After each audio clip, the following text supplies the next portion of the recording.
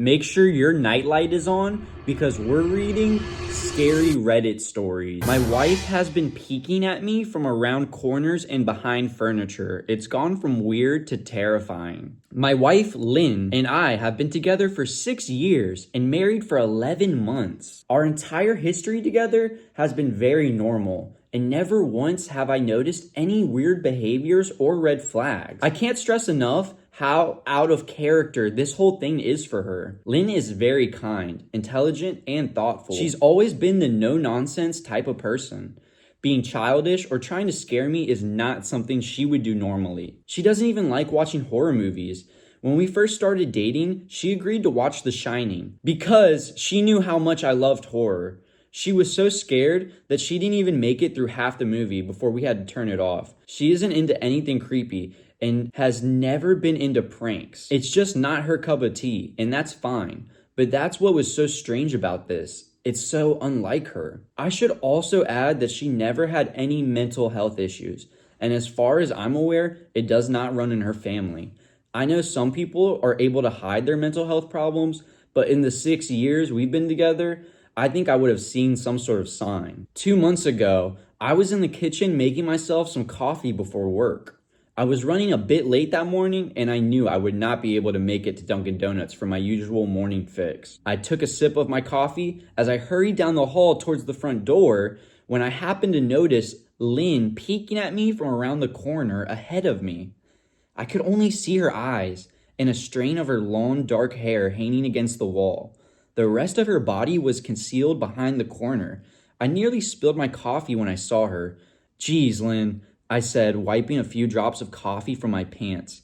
"You scared me." She immediately popped out of view like a little kid that had been caught. I heard her scurry off towards the living room, and by the time I got to the front door, she was out of sight. It was really weird and just totally out of character for her, like I said. But I also found it kind of funny that she was being more playful and a little less serious. I shouted that I loved her, and I called her a weirdo.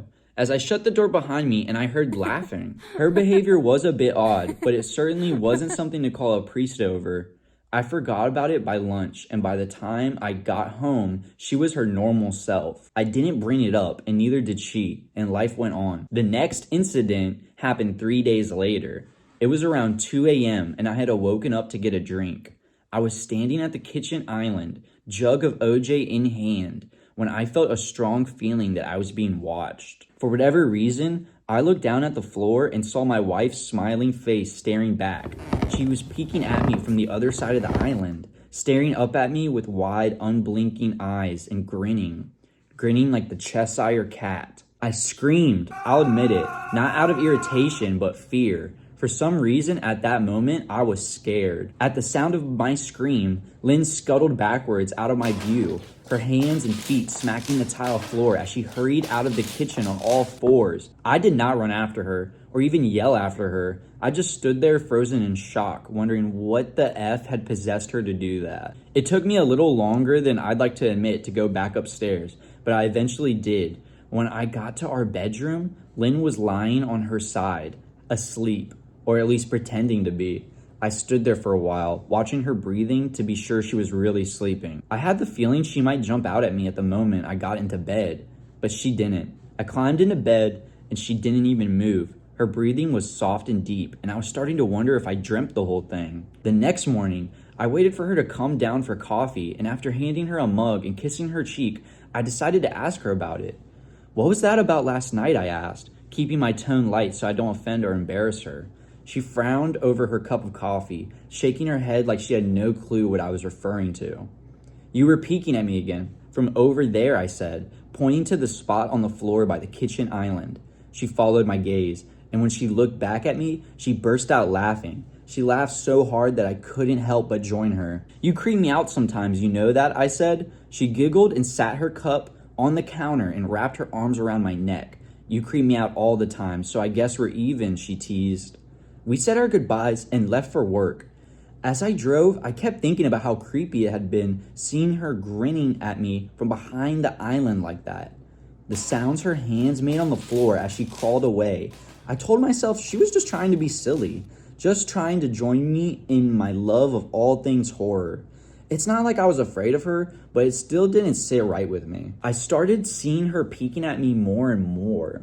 Sometimes she'd be peeking at me from behind the couch or living room curtains.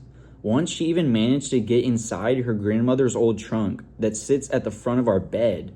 I might not have even known she was there at all had the trunk's old hinges not given her away. She'd had the lid propped up just enough so that only half of her face peeked through it. She'd been grinning like an excited toddler. It was unnerving. I didn't know what to say to her. All I could do was stare. When I finally found my voice, I asked her why on earth was she doing this. She did not answer, but she slowly closed the lid, shutting herself inside the trunk. I just walked away, feeling disturbed. I didn't understand why she was doing it, but it clearly made her happy.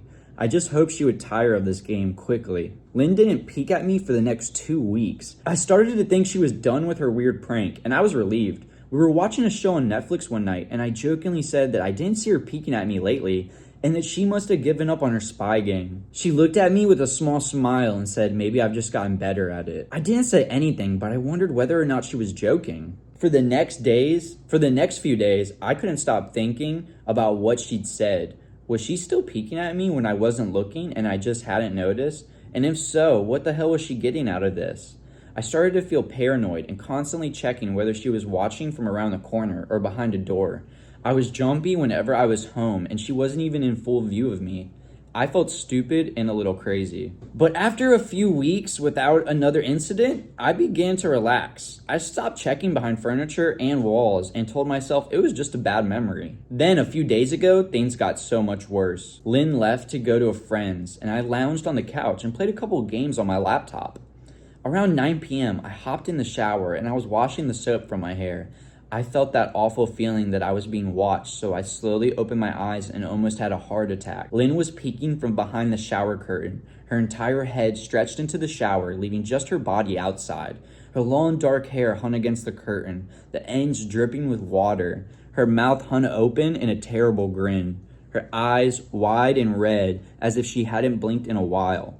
I screamed and jumped back against the wall. She didn't move, nor did her smile waver. Her makeup ran down her cheeks in 2 black streaks. She looked giddy and completely deranged. I was terrified. We stood like that for a few moments, neither of us saying a word. Finally, after what felt like forever, she slowly pulled her head back out of the shower, and I watched her blurry figure through the curtain as she moved backwards towards the bathroom door. A second later, the bathroom door slammed shut, hard enough to rattle the mirror. I screamed again and jumped out of the shower to lock the door. I stayed inside the bathroom for over an hour. Maybe I overreacted to some of it. But joke or not, I wasn't going to put up with that crazy anymore. That's what I kept telling myself as I paced in my bathroom, stopping to listen at the door every few minutes. Suddenly, I heard a muffled sound, and I pressed my ear against the bathroom door, straining to listen. I couldn't hear anything, but I envisioned Lynn standing on the other side of the door, giggling at her joke. I felt a surge of anger. I was beyond pissed at being made to feel scared in my own house and made to hide in the bathroom for an hour, all for what? Some joke? If it was a joke, it was an awful one. What the F, Lynn? I snapped. This shit is getting really effing annoying. I waited for her to apologize or to call me a jerk, but instead I heard a faint moan. So quiet, I wondered if I heard it at all. Then complete silence. Lynn, I called out, not able to even hide the shakiness in my voice. I got no response, just my own heavy breathing. I swear to God, Lynn, just stop it, I yelled, pounding my fist on the door. I waited for her to cuss me out, something I would expect from me talking to her like that. I never screamed at her before. But there was nothing, just the occasional drip from the shower head. I won't deny that I was scared, too afraid to open the door and face my own wife. I waited another 30 minutes or so, which felt like a lifetime when you're scared. Finally, I decided I wasn't going to spend the night hiding in my bathroom, so I got down on my knees and peered under the door. I almost expected to see her face peeking back at me, but thankfully I didn't. I could see straight down the hallway to the top of the stairs, but no Lynn. I didn't know if I should be happy about that or not. I looked for a few minutes, waiting to see her head pop up over the top step, but it never came. I stood up, my hand hovering over the door, and mentally preparing myself to open it. I slowly turned the lock with shaky fingers, and was about to yank it open when I heard a sound that still makes me feel nauseous when I think about it. A moan louder than before, but this time I was able to tell just where it was coming from. I turned my head to the closet door as if in slow motion and locked eyes with my wife, who was peeking at me from the slight gap. Her eyes were still wide as ever, and her mouth was hanging open in the most grotesque gaping smile I'd ever seen. I didn't even scream. I was too scared for that. Her hands were clasped to her chest, body trembling with sheer delight, as if she could barely contain her excitement. A short, raspy moan bubbled from her throat, deep and raw, sending a shiver through my entire body. Somehow, I found the ability to pull the bathroom door open and ran as fast as I could all the way down the steps, snagging my keys and my phone from the table in the living room before running outside to my car. I could hear her shrill laughter behind me, but I didn't hear her getting close. I didn't bother shutting the front door. I drove away from the house faster than I legally should have, shivering the entire time, either from fear or the cold. Maybe a little of both.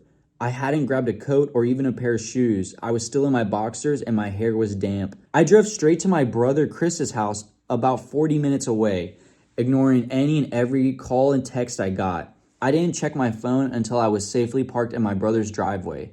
Lynn had called 4 times and sent a flurry of texts, all wondering where I'd gone and why I left like that.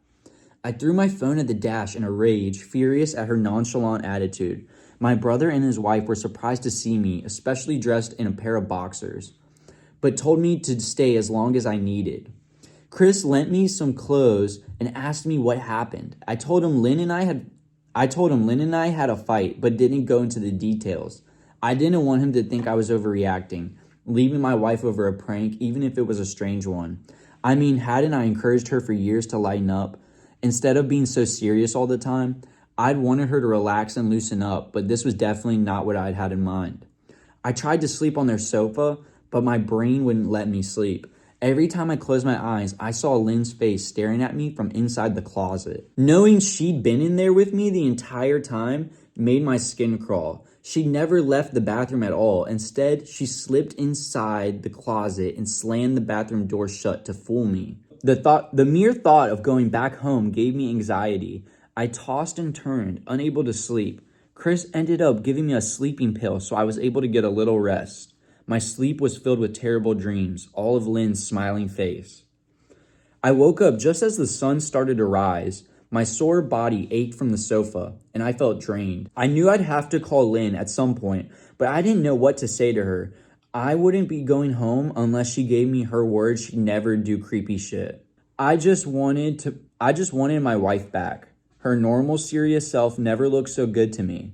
I was contemplating calling her and telling her that when that familiar face came over me, I was being watched. I was staring at the ceiling, my heart in my throat. I want to look away, but the longer I ignored the feeling, the worse it got. My eyes drifted away from the ceiling almost on their own. Her face was pressed up against the window beside the couch, staring down at me with the same gaping smile. Drool dripped down her lips, leaving 2 long streaks along the glass. I didn't know how long she'd been there, but something told me she'd been there quite a while, possibly all night. I didn't bother screaming, though I was afraid. Anger trumped any fear I felt at that point. I jumped up from the couch and pounded my palm against the glass. "Lynn, are you crazy? What is wrong with you? Just go home." I shouted, "Now." She didn't move. Her ghastly expression never changed. If anything, her smile only grew, as if she had never been more elated. I could hear Chris and his wife moving around upstairs, as if Lynn could hear them from her place outside. Her head twitched slightly in their direction, and she began to close her mouth slowly. Chris called my name from upstairs, obviously concerned. I turned to see him and his wife Rebecca hurrying down the steps. When I turned back to the window, Lynn was gone. The only sign she had been there at all was 2 streaks of drool, still dripping down the glass. I tried explaining to Chris and Rebecca about waking up to seeing Lynn watching me through their window. They were skeptical. Who wouldn't be? Chris and I went outside to the spot in front of their window, but there were no footprints in the dirt, just a slight indent. Animal, probably. Chris guessed, and I didn't argue. He and Rebecca assumed I dreamt the entire episode, but they didn't understand, and I was too tired to explain it to them. I called out of work that day and turned my cell off. I didn't want to face Lynn. Just talking to her was too much for me at that point. I really started to believe something was irreversibly wrong with her, that no matter what promises she made, we'd never be the same again. The thought saddened me to my core. I cried most of the morning. By noon, I figured I was ready to confront her, give her one last chance to explain herself. I could at least give her that after 6 years, I told myself. I turned my phone on and saw the dozens of texts she'd sent, all from a seemingly concerned wife. Can we talk? I love you. Please call me. I'm really worried. And more of the same. All texts telling me she loved me and she wanted me home. How worried she was. Not one addressing the crazy shit she pulled, like she hadn't been acting like a character from a Stephen King book. Even her texts were different. She normally texted novels, just to tell me to pick up a loaf of bread. You'd think she'd have more to say after her bizarre shenanigans. I know it probably seems childish to some of you who are miles away from the situation, but if you saw the way Lynn had looked at me, how she'd scampered away on all fours like some animal, grinning at me from inside the closet like a lunatic, then I think you'd find my reaction was warranted. I ended up staying with Chris and Rebecca for another night. I didn't wake up yesterday until afternoon, and thankfully I didn't see Lynn's face watching me through the window. I don't want to pry because it's not my place, but is this fight something that can be mended? Rebecca asked. She made us both a sandwich for lunch, and I knew she wanted to breach the subject without seeming too nosy. I don't know. She seems like a different person, I said, choosing my words carefully. I still wasn't ready for her or Chris to know the full extent of the batshit craziness I had been dealing with. People change, Ben, but she's still the same woman you married. Maybe you both just need to talk through your issues. Whatever's going on, I'm sure it can be fixed. I think it's beyond that now. I don't think talking would help. I just don't trust her, I said. The words stunned my heart. I missed and loved my wife, but how could I live with someone like that? Living in constant fear doesn't sound too appealing. Lynn loves you. She has to be absolutely crushed, she said. I don't know about that, I said. Well, she certainly seemed like it to me. I've never seen her so upset. Very much unlike the Lynn I know, Rebecca said, shaking her head sadly. It took a full minute for her words to really sink in, and when they did, I felt dread worming its way through my skin. Wait, what do you mean? You saw her? You saw Lynn? I asked, my mouth suddenly dry. Rebecca nodded casually, as if the fact wasn't a nightmare fuel. Maybe for her it wasn't. She stopped by this morning just after Chris left for work, she said, cleaning the plates from the table. I didn't see her car, though. Maybe she took an Uber or something. Beck, what did she say? Did she come inside? I asked. Sweat started to break out of my forehead. I began looking around, examining corners as though a predator lurked behind them. No, she just asked if you were awake yet, and I said that you weren't. I asked if she wanted me to wake you, but she said no. She said to let you sleep. She said as she washed the dishes. That's all? She didn't say anything else, I asked? No, she looked awful though, like she hadn't slept in days. I think you should call her. I got up from the table and thanked Rebecca for lunch. I felt a little bit better at the knowledge that at least she hadn't come inside. Still, I needed to double check that the doors were locked. I sat for a while trying to figure out what to do next. I didn't want to go home, but I owed it to Lynn to help her if I could. Hadn't I sworn an oath to love and honor her through sickness and in health? Clearly she was very sick. If she was sick, which I truly believe she was, I had to try and get her help she needed. But I didn't even know where to start. I didn't want to call the police, and besides, what was I going to tell them? That my wife was peeking at me? That she was being creepy? As bizarre as she has been, she still hasn't committed a crime. Not yet anyways. The police would probably have said that I was overreacting. But this wasn't some prank. It felt wrong. Dangerous even. Like something sinister lurked beneath her smile. I knew as her husband, I was well within my rights to have her committed. But what if she simply acted normal in their presence? She'd obviously been able to fool Rebecca into thinking she was just a concerned wife. As long as the doctors didn't find her a danger to herself or others, they'd have no choice but to release her after 72 hours. I felt lost and overwhelmed. So I did what any husband in my position would do. I called her mother. I didn't want to, believe me. Her mother and I were never on the best terms. We never fought or anything like that.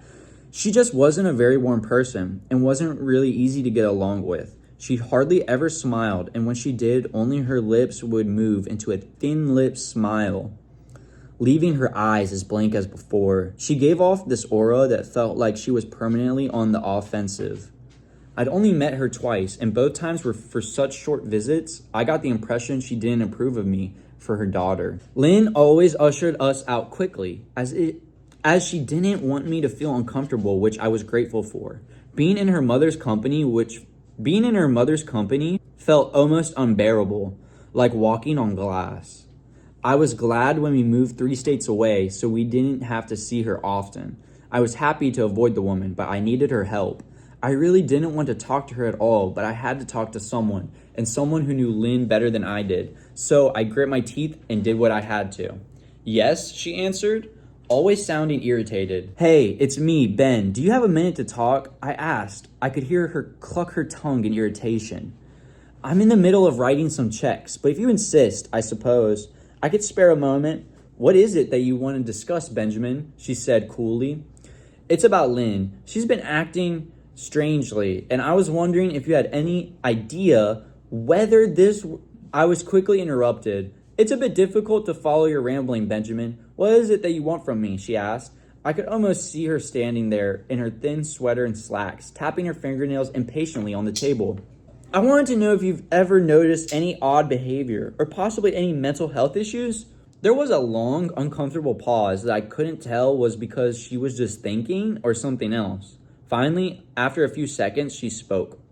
I'm not sure if this is one of your jokes, Benjamin, but if so, I don't find the humor in it. Now I do have business to attend to, as I've said, so if you don't mind, she said, but I cut her off before she could get rid of me. It's not a joke. I'm sincerely concerned about Lynn's mental health. Her behavior has been very erratic lately. I'm very worried about her, and I figured as her mother, you would be as well, I said, my frustration evident in my voice. If you're truly concerned, then I suggest you get the health professionals involved. I don't know what you expect of me, she snapped. I could tell she was seconds away from hanging up, and for some reason, I was desperate not to let her. I had the feeling that she knew a lot more than she was letting on. Please, if not for me, do it for Lynn, I tried. I heard a faint, shaky intake of breath, as if she was trying to hold her steely persona together, but failing. What's wrong? I started. Benjamin, I don't know what to tell you. My only advice would be to seek professional help. Do not call here again. Goodbye. I tried to call out, but she hung up. I tried to wrap my head around the call and her refusal to help me. Even if she didn't like me, why wouldn't she help her own daughter? I couldn't understand that. I tried to replay the conversation, desperate to find something I missed. After a while, I almost gave up, until I remembered her last words to me, seek professional help. She said those words with a bit of urgency. I could have just been grasping at straws, but I was sure her voice had changed ever so slightly when she said that, as if they were very important. What had she meant? I assumed she'd been referring to medical professionals, but maybe she was referring to someone else. Someone that she didn't, for some reason, feel comfortable saying directly. Or maybe I was just desperate. I waited for Chris to get home, and after a very long and exhausting conversation with him and Rebecca, I convinced them that Lynn truly needed psychiatric help. I didn't tell them everything. I wasn't prepared to go into it yet. But I told them about our last encounter, how she'd hidden in the bathroom, peeking at me from the closet. They were obviously shocked, but thankfully, they believed me. They too just wanted to help her. Still, they didn't think it was all that serious. Weird, maybe, but not dangerous. They just kept saying that Lynn had to be playing some kind of weird joke. Maybe for YouTube, Rebecca offered, if only half-heartedly. Chris didn't think we should involve the police just yet. He offered instead to go with me, and I readily accepted. He reasoned that calmly talking to her, trying to coax her into going willingly, was the best recourse. I agreed to do it his way. At least I wouldn't be going into that house alone. We drove over this morning, just after breakfast. There was no way I was going at night. When we pulled into the driveway, my stomach began doing somersaults. Her car wasn't there, but I still didn't let my guard down. The front door was open, and for a split second, I thought we'd see her eyes staring through the gap. I was shaking and starting to sweat. Chris, however, was fine. He waited for me to open the door, his hands in his pockets like he was going on a stroll through the park. I envied his ignorance. I pushed the door open and was immediately hit with the stench of rot. Chris smelled it too, and he walked in the house behind me with his nose scrunched up. What do you guys use to clean the floors around here? Shit? Chris mumbled. Shut up, I said, my eyes darting around for any signs of Lynn. The house was deadly quiet and dark despite being 10 in the morning. All the curtains were closed up tight, refusing to allow any sunlight inside. If I hadn't left in just 2 days prior, I'd have thought the house to be abandoned. We moved through each room, carefully checking any place that she might hide, occasionally calling her name. Why are you looking under the couch? Chris asked. Aren't we looking for your wife? He was looking at me like I was a moron. Let's just go upstairs, I whispered. He shook his head, but followed me up the stairs to check the bathroom and spare bedroom. On the way up, my shoes crunched over pieces of glass that looked to be littered over a few of the steps. I noticed that one of Lynn and mine wedding portraits that hung up on the wall along the staircase had been smashed. The frame hung crookedly, all the glass removed. I stared at the picture, a lump forming in my throat. We had taken the photo just after leaving the church, after saying our vows. She looked so beautiful in her white gown. I looked at Lynn's beautiful face. I never dreamed her face would have ever been a source of terror for me. We climbed the rest of the steps and checked the spare bedroom, but it looked completely untouched. I was hesitant to go into the bathroom, my fear from the night coming back to me all at once. Chris noticed and offered to go in by himself, but I couldn't let him do that. So we walked in together, checking the closet and the shower. The bathroom looked as if it hadn't been touched since the night I left. I don't think she's here, Ben. Why don't you pack some clothes and we'll try coming back tomorrow or something? Chris said. I nodded and went into our bedroom and shoved some clothes into a duffel bag. When I checked inside our closet, I came across the source of the smell and gagged. Chris took one look and lost all color in his face. He had to go stand by the stairs to go away from the sight and the smell. I gazed down in shock at what lay inside my bedroom closet. Soaking into the rug were at least...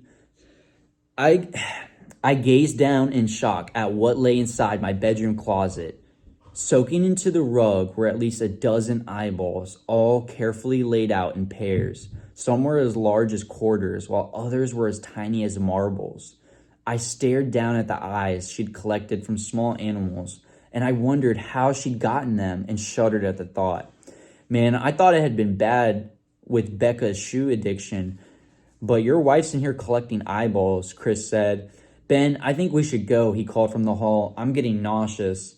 All right, I grabbed my duffel and shut the closet door on my new nightmare. I stepped out into the hall and took a deep breath of air. I could taste the rot on my tongue, and I couldn't help but gag. Who lines eyeballs in a closet like that? Chris mumbled. I tried to tell you she needed help. She doesn't need help, Ben. She needs an exorcist. You coming or what? I can't stand the smell any. His words died in his throat. His eyes grew wide with fear. I did not ask him why. I could feel it. Someone was watching me, and I didn't think it was the eyes in the closet.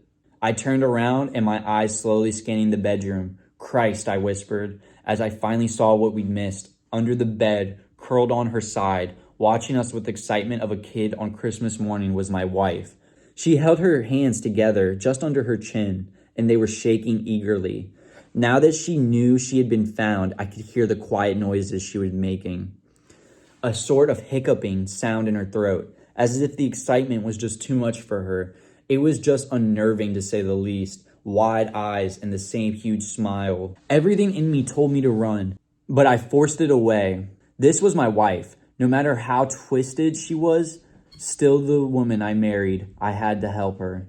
Lynn, I said softly. She didn't respond, but her head bobbed back and forth in two quick little movements as if she was nodding. Baby, I just want to help you, okay? Can you let me do that? I asked. I had taken a single step forward, approaching her like some kind of dangerous animal. I love you, Lynn, I said softly, taking another step closely. She let a tiny moan escape her wide open mouth, and I had to resist the urge to run. Her shoulders were starting to quiver, and her eyes grew as large as saucers. I crouched down so I could see her better, and immediately saw the blood her hands were covered in. They trembled more the closer I got, as if she was barely able to contain herself. Lynn, are you hurt? You're bleeding, I said. She bobbed her head again. Her bloody fingers moved up and down as if playing an invisible piano. They occasionally grazed her chin, leaving smears of blood on her skin. I wanted to recoil in disgust. The smell that was coming off of her was revolting. I could feel the vomit trying to climb up my throat. Her lips were dry and stretched thin, blood seeping between the cracks. I knew she wouldn't come out of it on her own, but I didn't want to leave her in the state she was in. I scooted closer and reached out to her. The excited hiccuping sounds got louder, and her hands shook. Fingers flexing, it was then that I could see the blood oozing from in between her fingers. "Oh my God, Lynn, you're bleeding," I said. Instinctively, I reached out to take her hand, but before I could even touch her, her hand sprang out towards me. A sharp pain shot through my arm. I fell back on my butt. My arm burned, and I could see the blood dripping onto the carpet. I looked back in shock and saw her grinning madly, her fingers clutching a large shard of glass. "You all right in there?" Chris asked from behind me. I turned my head slightly and nodded to him, cradling my arm to my chest. When I turned back to face Lynn, I saw that her face had shifted. She wasn't looking at me anymore. She wasn't smiling either. She was staring past me, her eyes glaring at Chris the way a hungry lion might stare at an antelope. Her mouth was still hanging open, but it was twisted into a snarl. I got to my feet and began walking back towards the hall, afraid to take my eyes off of her. "Are you bleeding?" Chris asked. The moment the words left his mouth, Lynn started fast scooting out from under the bed, the glass shards still in her fist. "Chris, run! Go!" I yelled. He must have been too afraid to move, because a second later I felt my back bump into him. He was still standing at the top of the stairs, staring at the horror that was my wife. Lynn had crawled completely out from under the bed and stood in the bedroom doorway, her face twisted in rage. Her whole body was visibly tense. Blood ran down her fingers and onto the floor. "Jesus, Lynn," Chris said. "You, playing hide and seek?" I reached back and pushed him towards the steps. "Move your ass, Chris," I said as quietly but firmly as I could. Lynn bobbed her head in fast, sharp motions and began to grin, stretching her mouth open wider and wider so that her chin seemed to touch her chest. I heard Chris mutter a prayer, and then he was running down the stairs. I stood at the top of the steps, stuck between the love for a woman who clearly needed some help and self-preservation.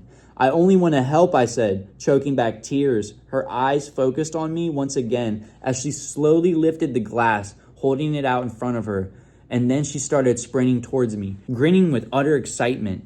Thankfully, my body took over, and I flew down the stairs, skipping 2 or 3 at a time. I made it to the front door. I felt her leap onto my back, wrapping her arms around my neck, her open mouth next to my ear so that I could hear those terrible hiccuping sounds up close. I shook her off me, knocking her off to the floor. I felt a searing pain in my back as she went, but I tore open the front door and bolted to my car. Chris was standing in the front yard, talking on the phone with the police. I didn't say a word. I just ran to my car and jumped in. Chris took the hint and followed me, still on the line with 911. I watched the rear view mirror, sure I'd see her there, running after us, but I never did. I went straight to the ER and got 11 stitches in my arm and 3 on my back. The police asked a lot of questions and went back to my house to do a search, but of course, Lynn was not there. They advised me to stay with a friend or relative for a while and to file a restraining order as soon as I could, but none of these things would matter. Somehow I just knew. I dropped Chris off at home and went to a motel an hour away. I wanted to put as much distance between me and Lynn as I could. This is where I've been for the last 4 hours. I thought maybe the police would find her. Maybe they'd get her the help she desperately needed, but now I don't think so. Because 40 minutes ago, I got a text from an unknown number. Just 3 words. "I found you." The picture was dark and grainy, but I instantly knew what it was. There was no mistaking my wife's eye. I started typing this out immediately. I don't know what to do. I'm alone and scared, and I can't help but feel that I'm being watched. Wow, what a scary story! This story was written 4 years ago. There is a part 2, but this video is already getting very long. So if you want to check that out, leave a comment down below and I'll read part 2 of this crazy story. Subscribe for more awesome content.